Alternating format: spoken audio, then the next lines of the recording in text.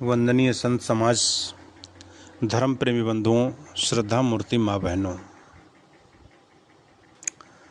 कुदरत का कहर हर व्यक्ति को परेशान करता है। कुदरत के सामने किसी की चलती नहीं है, प्रकृति के सामने किसी की चलती नहीं है। प्रकृति कह लो या कुदरत कह लो, प्रकृति से बचना हमारा काम है, बच सकते हैं। ओलावृष्टि हो रही है, पानी गिर रहा है, आंधी आ रही है, तूफान आ रहा है, ये कुदरत से बचा जा सकता है, किंतु कुदरत को मोड़ा नहीं जा सकता है। कुदरत के सामने अकड़ के खड़े रहोगे तो तुम्हारी अकड़न को वो नहीं समझेगी और वो अपना काम करेगी। हम बुद्धिमान हैं और बुद्धिमान होते हुए अपने आप को बचा लेना, यही हमारी बुद्धिमत्ता है। एक बच्चा दोपहर में नंगे पैर फूल बेच रहा था। लोग मोलभाव कर रहे थे और नंगे पैर दोपहर पैर उसके जल रहे थे।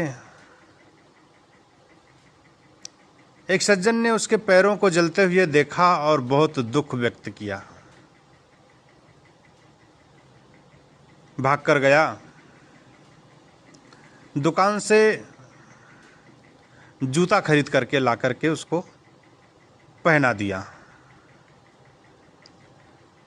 लड़के ने फटाफट जूते पहन लिया, बड़ा खुश होगा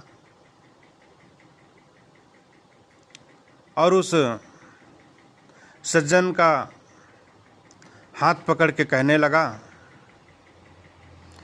क्या आप भगवान हैं? वह सज्जन घबराकर बोला, नहीं नहीं नहीं, मैं भगवान नहीं हूँ। फिर लड़का बोला, जरूर आप भगवान के मित्र होंगे, क्योंकि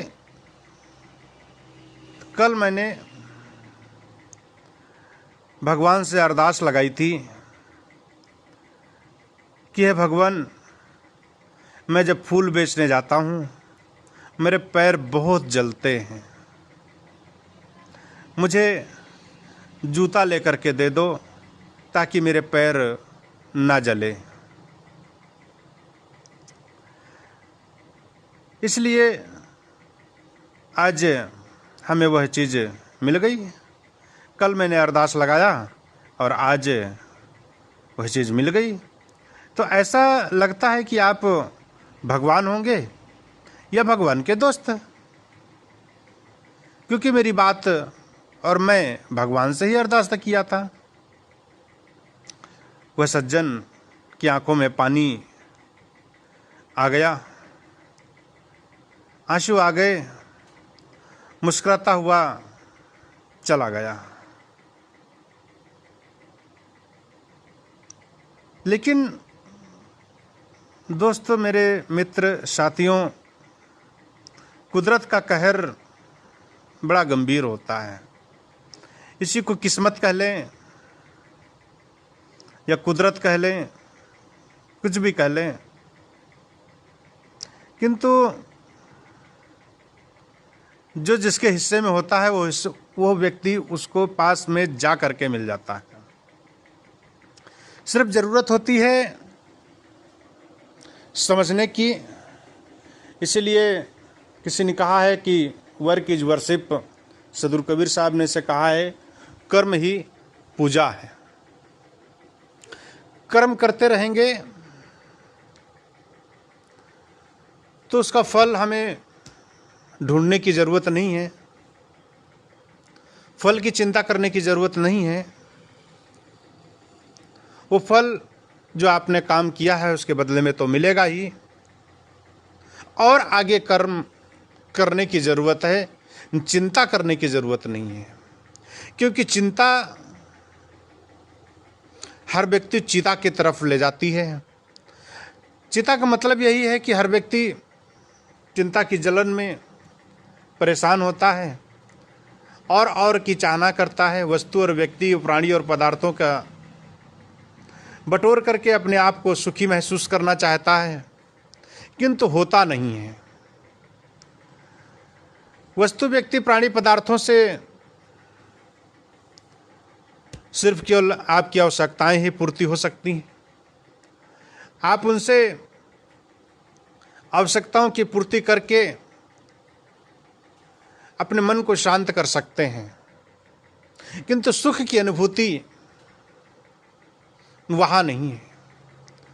सुख की अनुभूति आपकी आवश्यकता जहां पर पूर्ति हो जाती है, जरूर क्षणिक होती है, लेकिन जो अंतरात्मा की तरफ से सुख मिलता है, वह सुख की गहरी पहचान, गहरी अनुभूति हर व्यक्ति को नहीं हो पाती है। जो व्यक्ति उससे गुजरता है, उस व्यक्ति को गहरी अनुभूति होती है और वह व्यक्ति सुखी होता है। इसलिए कुदरत का कहर हर व्यक्ति के ऊपर में आता ही आता है। कहते हैं कि समय से पहले और किस्मत से अधिक किसी को मिलता नहीं है। जरूर है, मिलता नहीं है, लेकिन कर्म एक ऐसी भूमिका है, कर्म एक ऐसा प्लेटफॉर्म है जहां पर किस्मत बनाई जा सकती है, किस्मत का खाका खींचा जा सकता है, किस्मत लिखी जा सकती है, क्योंकि कर्मों के आधार पे किस्मत बनती है। जैसा जैसा कर्म करेंगे वैसा वैसा फल अवश्य मिलेगा। प्रकृति के सामने किसी की चलती नहीं है। आम का पेड़ आपने लगाया है,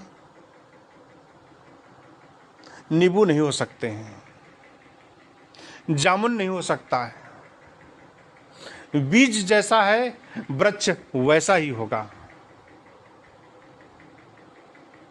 लेकिन मनुष्य एक ऐसा प्राणी है जो अपने आप को ठान ले तो गगन के तारे तोड़ सकता है, ठान ले तो अपने कर्मों को, अपने किस्मत को, अपने वास्तविक जीवन को ला करके उस रोड पे खड़ा कर सकता है जिसकी वो चाहत करता है, जिसकी वो मांग करता है जीवन में, जिसलिए वो जीना चाहता है। वह व्यक्ति अपने आप में कर सकता है, वह सुख पा सकता है, वह सुख अनुभूति कर सकता है, वह सुख अपने जीवन में उतार सकता है। इसलिए बंधुओं, प्रकृति से लड़ना नहीं है, प्रकृति के सामने अड़ करके खड़ा नहीं होना है, प्रकृति के सामने डटना नहीं है, प्रकृति के सामने बचाव करना है। जैसा दोगे उसका रिजल्ट वैसा ही आता है। इसलिए दूसरों का सहयोग, क्योंकि आप जिस रोड पे चल रहे हैं, आप जिस वृक्ष से फल खा रहे हैं, आप जिस गाड़ी पे चल रहे हैं, आप जिस जमीन पे चल रहे हैं, आप जिन जिन वस्तुओं को यूज कर रहे हैं, उसकी आप मूल्य नहीं चुका सकते हैं। आप जिस रोड पे चल रहे हैं, उस रोड का टैक्स दे करके आप क्या उस गरीब की दर्द को हटा सकते हैं? उस गरीब के दर्द को समझ सकते हैं? उस गरीब की दर्द को सह सकते हैं? उस गरीब की दर्द को पहचान सकते हैं? किसी ने बनाया है और हम उसको सहज से यूज कर रहे हैं। एक गाड़ी को बनाने के लिए कितना खर्च लगता है, आपको महज थोड़े ही चंद पैसों में आपको गाड़ी मिल जाती है। क्या आप उस एक गाड़ी की कीमत चुका सकते हैं? लोगों की कितनी मेहनत, इंजीनियर का कितना दिमाग, अच्छे अच्छे लोगों का कितना परिश्रम, यह बहुत बड़ी बात है। तो इस अपने आप को ऐसा समझें कि हम कुछ करने के लायक हैं, हम कुछ इस जीवन में जीने के लायक हैं, तो ऐसे व्यक्ति को सलाम है जो ऐसे व्यक्ति खुद कर्म करते हैं, दूसरों को प्रेरणा देते हैं। हमारे पूर्वज लोग करके चले गए, जिनको हम यूज करते हैं। रोड से लेकर के बहुत सारी ऐसी चीज़ें हैं जिनको हमने बनाया नहीं है, लेकिन हम उनसे फ़ायदा लेते हैं। इसलिए हमें वो भी काम करना चाहिए जिस तरीके से पूर्वज लोगों ने करके चले गए। और अगर जो हम नहीं करेंगे तो ये संसार, ये दुनिया की जो सारी रीति रिवाजें हैं, ये दुनिया की जो सारी वस्तुएं हैं, ये विनष्ट हो जाएंगी। लोगों ने करके रखे हैं, हमारा फ़र्ज है ना हम करें, कम से कम तो हम उसको तोड़ फोड़ ना करें, सरकारी वस्तुओं को तोड़ फोड़ ना करें, रोड पे हम चलने का प्रयास करें, ना कि रोड को खोदने का प्रयास करें, ना कि हम रोड को जलाने का, दूसरे वस्तुओं को बिगाड़ने का, दूसरे वस्तुओं को नष्ट करने का प्रयास न करें। कम से कम उनको सुरक्षा की दृष्टि से यूज़ करने का प्रयास करें। सुरक्षा की दृष्टि से आप उनसे प्रयोग करें, अपने आवश्यकता की वस्तु के लिए आप उसे यूज़ करें। भोजन कर रहे हैं आप, तो भोजन को शरीर को चलाने के लिए करें। आप भोजन को करेंगे और शरीर उससे चलेगा तो आपका शरीर स्वस्थ रहेगा। पेट भरने के लिए करेंगे तो पेट बड़ा हो जाएगा, शरीर बड़ा हो जाएगा, रोग लग जाएंगे, मन अच्छा नहीं रहेगा, क्योंकि रोगी व्यक्ति का मन अच्छा नहीं रहता है। इसलिए प्राकृतिक जीवन जीने का प्रयास करें। हमारे पूर्वज लोग, हमारे संत लोग, हमारे सज्जन लोग, ये पहले के सब प्राकृतिक जीवन पे आधारित थे। और आज प्राकृतिक चिकित्सा की तरफ हम बढ़ते जाते हैं। पुरानी से पुरानी वस्तुओं को आज देखिए, पहले के लोग साइकिल चलाते थे, पहले के लोग रिक्शा चलाते थे, पहले के लोग मेहनत करते थे, पहले के लोग चक्की चलाते थे। आज चक्की चलाने के लिए आपको जिम में जाना पड़ता है, आपको साइकिल चलाने के लिए आपको जिम में जाना पड़ता है, साइकिलिंग करने के लिए। क्यों? आपके जीवन से साइकिल निकल गई। माँ बहनों के हाथ से चक्की निकल गई। हम पैदल चलना बंद कर दिए, हमारे शरीर से पसीना निकलता ही नहीं है, पंखा चलता है, हम हैंड फैन का यूज़ करते ही नहीं। तो जब हम इन सब सारी वस्तुओं को हम यूज़ करते नहीं हैं और सुविधा हम अच्छी लेना चाहते हैं, तो हमारा जीवन, हमारा शरीर सुख से भरपूर हो गया। और जब भरपूर सुख से हो जाता है तो सुखियारा जीवन हो जाता है, सुखियारा जीवन हो जाता है तो रोग हो जाते तो हम प्रकृति के विरोध चलने लगते। फिर प्रकृति से हम वरदान मांगते, कहते नहीं प्रकृति में ऐसा हो गया। प्रकृति में कुछ नहीं हुआ, हम आप सब लोग मिल के प्रकृति को बर्बाद कर रहे हैं। हम आप सब लोग प्रकृति के छेड़ रहे हैं, आधुनिकता प्रकृति में समावेश कर रहे हैं और आधुनिकता को प्रकृति में समावेश करते हुए अपने जीवन को भी उसमें हम कहीं न कहीं बर्बाद करने में तुले हुए हैं। और आज प्रकृति की तरफ आप सबका हाथ उठता है, बढ़ता है, चलता है। क्यों? क्योंकि हमें प्रकृति की तरफ लौटना ही पड़ेगा, क्योंकि हमारा जीवन ही ऐसा है, हमारा जन्म भी वहीं से हुआ है। आग, हवा, मिट्टी, पानी, आकाश, ये 5 तत्वों का शरीर है। आज नहीं कल, कल नहीं परसों तो आपको वहीं पर मिलना ही पड़ेगा। इसलिए उन्हीं से बनी हुई आप हमारे जीवन में आप क्या देखो, आरओ का पानी पीते हैं, मिनरल वाटर पीते हैं, फिल्टर वाटर पीते हैं। अब mineral water, filter water, RO का पानी, इन सब सारी वस्तुओं, वो पानी जो साफ करके पीते हैं, फिर भी तो हम कहाँ जी पाते हैं। फिर भी तो हम 60 साल में देखते चले जा रहे हैं, 60 साल में मृत्यु के गोद में सोने के लिए तैयार खड़े हैं।